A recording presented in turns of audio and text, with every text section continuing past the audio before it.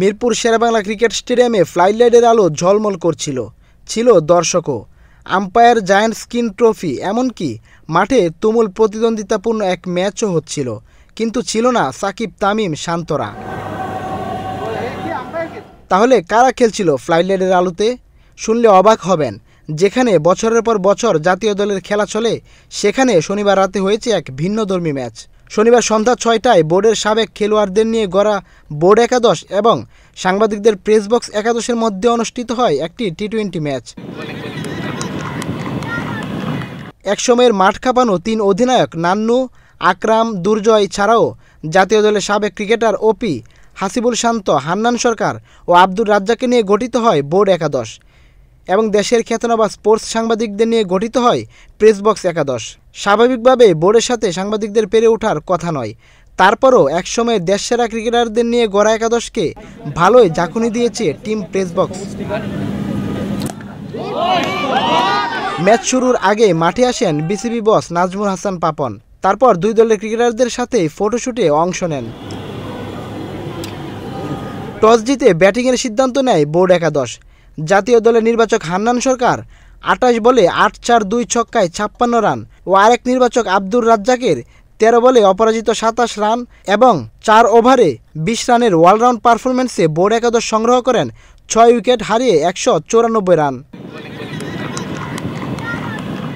জবাবে প্রেস বক্সের আশিক ২১, রুমেলের ৩৮ এবং মাহফুজের অপরাজিত ২৭ রানের উপর ভর করে সাংবাদিকরা থামে ৬ উইকেটে ১৫১ রানে। তারপর ৪৩ রানে হেরেও টিম প্রেস বক্স পেয়েছে হাততালি। ম্যাচ উইনিং অলরাউন্ড পারফরম্যান্সের জন্য আব্দুর রাজ্জাক পেয়েছেন ম্যাচ সেরার পুরস্কার।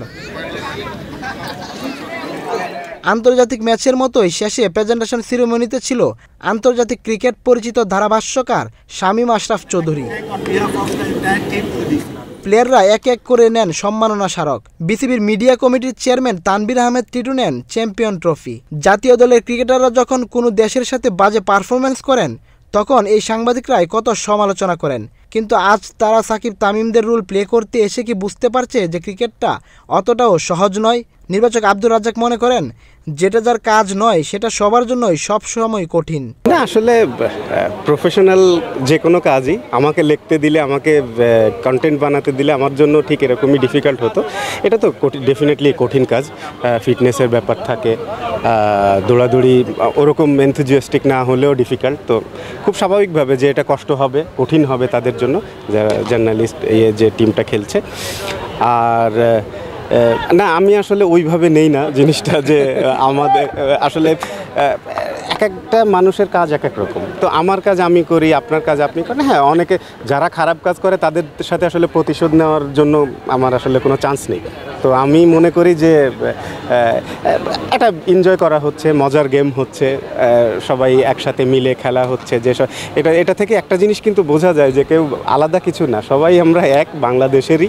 আমরা হয়তো নিজের প্রফেশনের কারণে আলাদা আলাদাভাবে মুভ করতে হয়।